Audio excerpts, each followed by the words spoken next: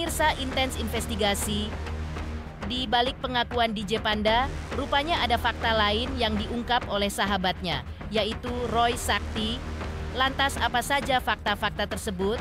Benarkah usai kemunculannya di podcast Denny Sumargo, DJ Panda mengaku ingin masalah dirinya dengan Erika cepat selesai? Hingga ia pun menerima semua kesalahan dan berani bertanggung jawab atas semua perbuatan yang ia lakukan? Seperti apa pula Roy, yang justru mempunyai pertanyaan besar terkait statement DJ Panda yang berisi tentang pengancaman terhadap Erika, mencelakai anak hingga akan menghancurkan karir Erika? Benarkah Roy sampai menggelar sayembara dengan mengajak netizen untuk mencari bukti yang dipegang Erika itu? Lantaran dari jejak digital, Roy dan netizen tidak menemukan bukti statement ancaman tersebut. Lalu, dari manakah statement berisi ancaman tersebut? Apakah benar DJ Panda bukan pelaku utama di balik kekacauan ini? Atau justru ada pihak ketiga yang sengaja ingin membuat panasnya masalah ini?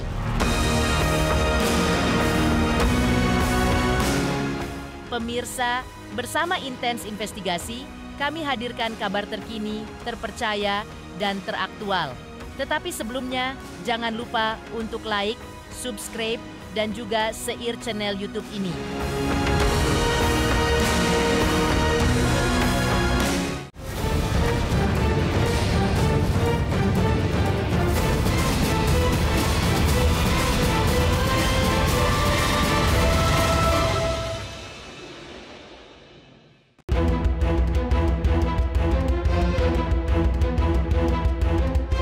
Setelah DJ Panda menyatakan siap bertanggung jawab atas kehamilan Erika Karlina, kini giliran sahabatnya Roy Sakti yang angkat bicara.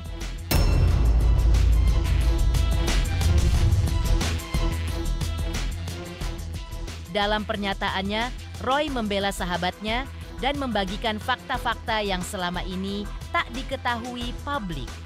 Menurut Roy, DJ Panda sempat datang dari Kediri ke Jakarta bersama orang tuanya demi menyelesaikan masalah secara baik-baik dan bertemu langsung dengan Erika Karlina. Namun sayang, upaya itu kandas karena Erika menolak untuk bertemu.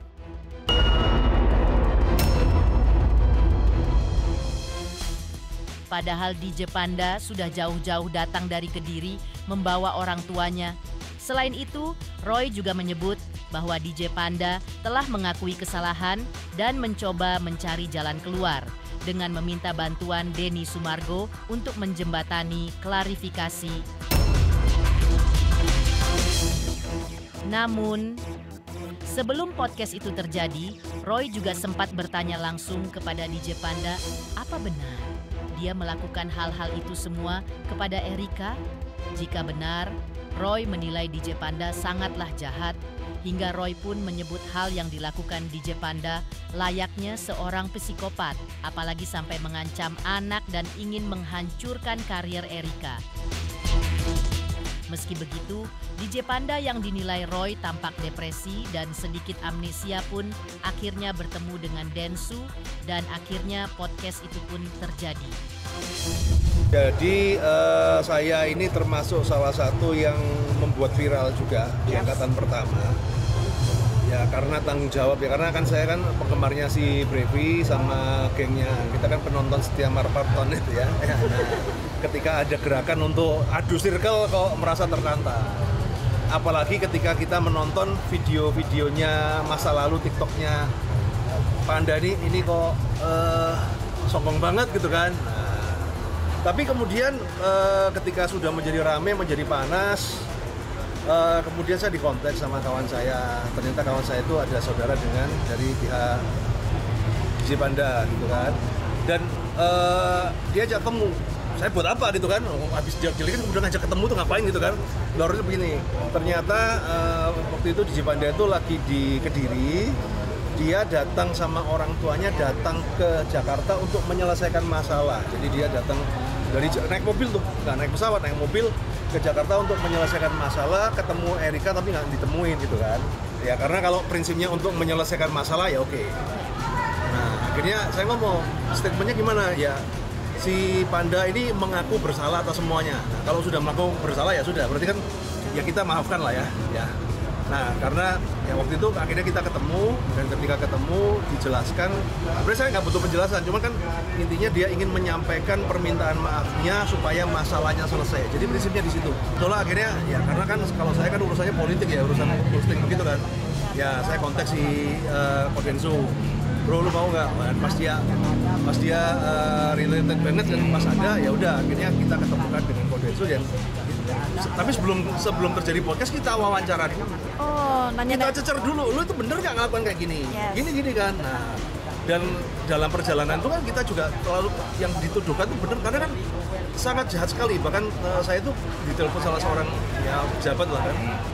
Lu ngapain belain Panda? Itu orang jahat loh. Sampai begitu kan? Sampai seperti itu, jahat loh. Dia itu mau nyelakai anaknya. Dia itu mau menghancurkan karir. Serem banget kayak psikopat itu kan. Nah, ternyata ketika kita ketemu ya dia dan bener depresi. Jadi bukan settingan ya. Jadi orang ini orang main karakter enggak, ya kita tahu kan. Nah, akhirnya apa? Ya saya bantu kita sambungkan ke Densu. Nah, di situ kita jelaskan ya. Jadi ada beberapa statement akhirnya kan ya udahlah paling enak kalau dengan posisimu itu kan mungkin bener nggak tahu ya. Dia sampai nggak semi kayak amnesia gitu loh.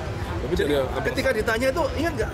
Ya setahu pun nggak sih, nggak ingat. Tapi ya takut itu. Kayak statement yang dia membuat postingan itu kan, setahuku sih nggak. Tapi ya nanti kalau ternyata iya juga nggak tahu gitu kan. Nah, akhirnya dia ngomong ya semua blame salahin ke aku semua lah, wis anggap aja iya. Singkat cerita DJ Panda ini istilahnya udah surrender lah, tidak ada perlawanan sama sekali. Tidak ada pembenaran sama sekali, semua yang melakukan tindakannya itu dianggap salah. Bahkan ketika kasus yang video parodi pun dia mengambil tanggung jawab, semua dilupakan. Akhirnya kemudian podcast di Densu itu terjadi.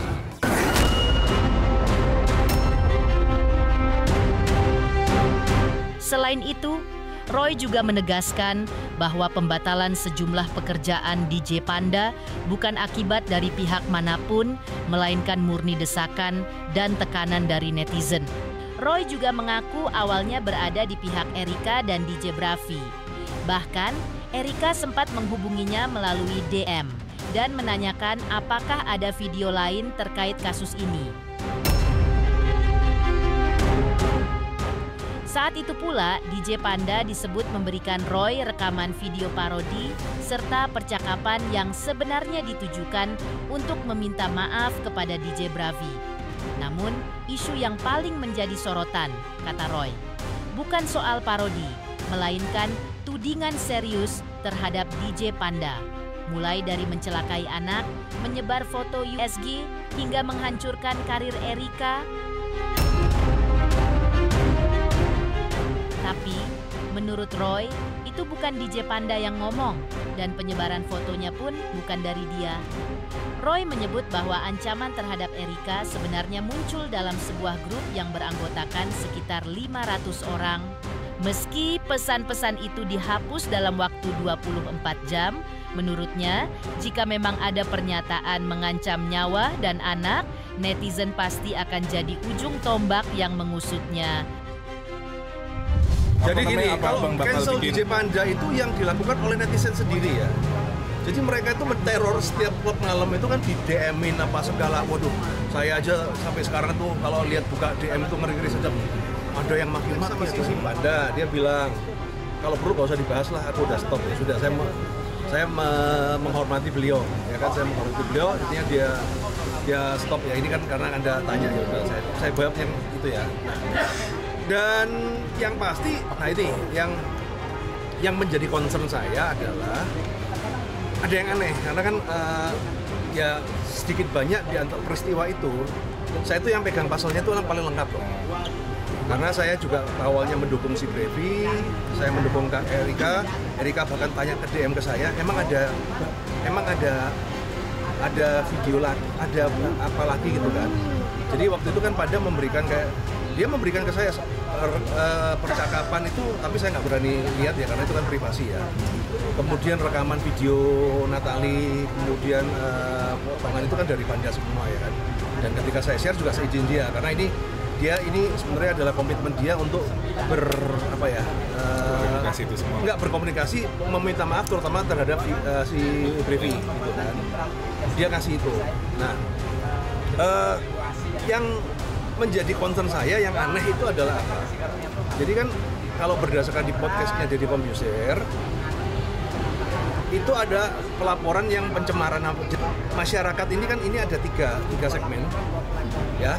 Satu, hubungan antara Panda dan Erika yang which is sebenarnya ini udah selesai ya, udah selesai. Cuma kan masyarakat ribut kan, oh sama-sama salah, karena sebenarnya ini sebenarnya udah selesai. Yang nomor 2 adalah pengancaman di grup. Nah, ini jadi masalah. Yang nomor 3 adalah karena ada video cosplay. Video ini udah selesai, yang Natali juga udah minta maaf. Nah sekarang kan yang ini. Jadi 1, 2 itu udah 1, 3 udah selesai, tinggal 2 nih pengancaman. Nah, ketika saya tanya sama si Panda, kamu tuh bener nggak posting kayak gitu?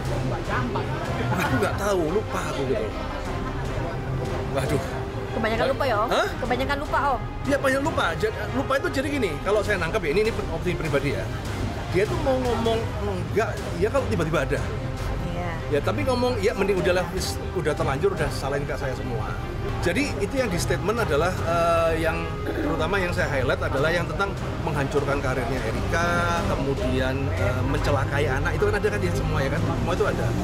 Nah kemudian menyebar foto USG, terus ngomong Bram, itu kan poin-poinnya kan itu yang membuat Erika marah dan nah 2 poin terakhir yang untuk Bram ini ketemu. Jadi waktu itu kan Bram ini ketemu, ternyata yang ngomong itu bukan Panda. Anak-anak Bram rame-rame itu kan, ternyata itu adalah Panda itu statement, kemudian ada yang ngot itu kan, oh ini anak Bram, itu berarti bukan Panda. Ya, kemudian yang menyebarkan foto USG ada, gitu kan.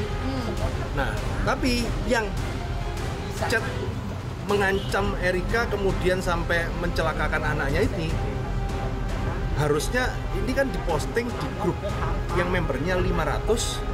Ya walaupun 24 jam tapi kan selama 24 jam kalau ada statement seperti itu kan harusnya kalau netizen itu kan pasti loh pasti ini menjadi ujung tombak pasti. Gara-gara ini pasti untuk menghancurkan tuh netizen kita itu kan haus darah. Kalau bisa orang itu udah salah pun udah hancur sampai sehancur-hancurnya itu kan netizen kita kan. Tapi ini saya lihat statement ini cuma ada ketika Erika podcast di Deddy melihat oke. Tapi ketika saya tanya kepada netizen, ya, nah saya tanya itu kenapa? Karena DM saya itu sekarang itu pendukungnya si Panda itu DM saya semua, gitu. Jadi kan saya tahu ini kan, ada nggak ini statement ini? Sampai detik ini, bahkan saya kemarin tuh sampai bikin sayembara, kalau ada gue kasih 2 juta deh. Sampai hari ini nggak ada.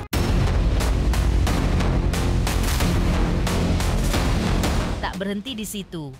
Roy juga menggugat balik sejumlah pernyataan Erika yang disampaikan dalam podcast bersama Deddy Corbuzier.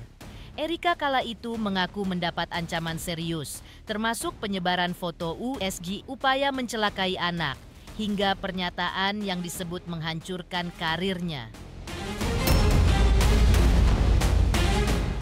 Namun Roy menegaskan, hingga saat ini, dirinya bersama netizen belum menemukan bukti jejak digital dari statement yang dimaksud.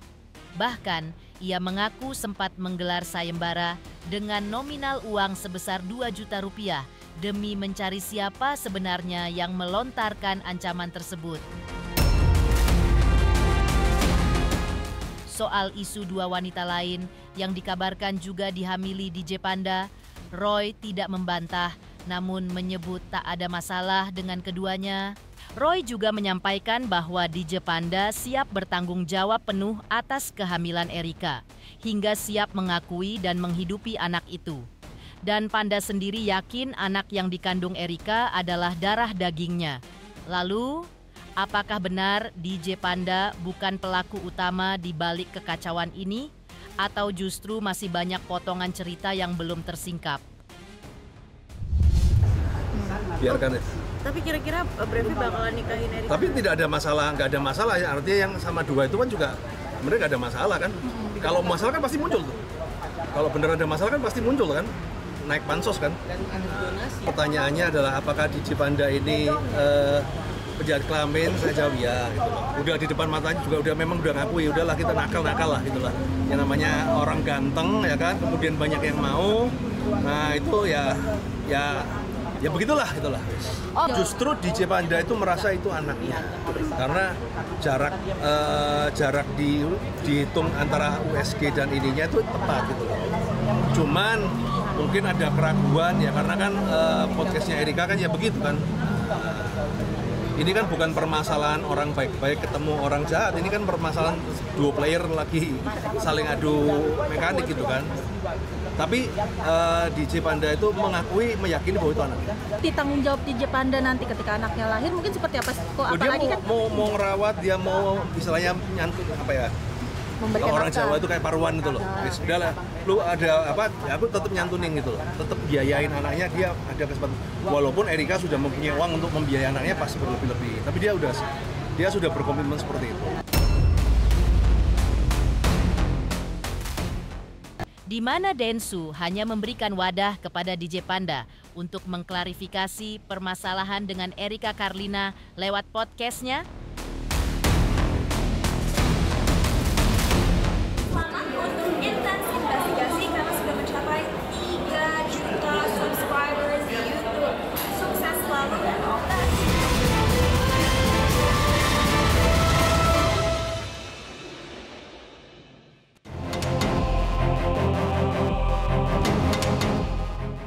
Nama Denny Sumargo ikut terseret dalam pusaran konflik antara DJ Panda dan Erika Carlina. Hal ini bermula saat Densu mengundang DJ Panda untuk muncul di kanalnya dan menyampaikan klarifikasi. Namun, langkah itu justru menuai sorotan publik, di mana banyak yang menuding Densu berpihak dan memberikan panggung pembelaan. Tak tinggal diam, Densu pun angkat bicara. Ia menegaskan bahwa dirinya tak pernah bermaksud membela siapapun, menepis spekulasi yang beredar. Menurut Densu, niat utamanya hanyalah memberi ruang kepada DJ Panda untuk menyampaikan versinya, bukan untuk memihak. Densu pun berharap publik bisa lebih objektif, karena yang ia lakukan hanyalah memberi ruang bicara, bukan menjadi hakim dalam konflik yang masih memanas ini.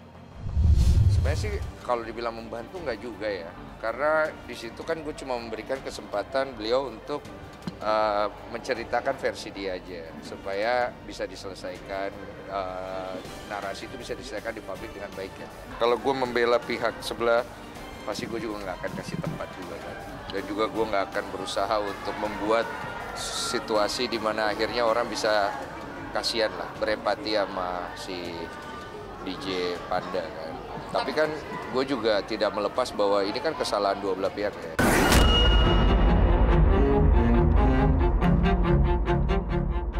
Menurut Densu, undangan itu bukan bentuk keberpihakan, melainkan upaya membuka ruang dialog. Bahkan, ia menyatakan bahwa dalam kasus ini, kedua belah pihak seharusnya saling introspeksi. Karena menurut Densu dua-duanya ada salah, dua-duanya harus belajar beresin masalah. Jika memang ada yang tidak mau berubah dan tetap bermasalah, ya biar netizen saja yang membereskan. Tegas Densu.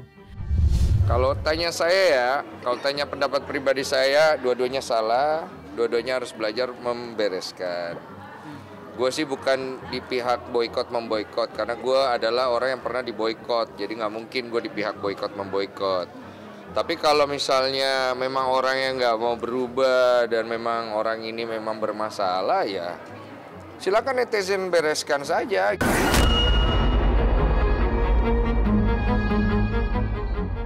Pemirsa Intens Investigasi, jangan lupa saksikan terus Intens Investigasi. Dan pastikan jangan lupa untuk like, subscribe, share, dan juga komen. Tim redaksi Intens Investigasi juga mengucapkan banyak terima kasih kepada semua subscribers. Hingga channel Intens Investigasi kini sudah mencapai 3 juta subscriber.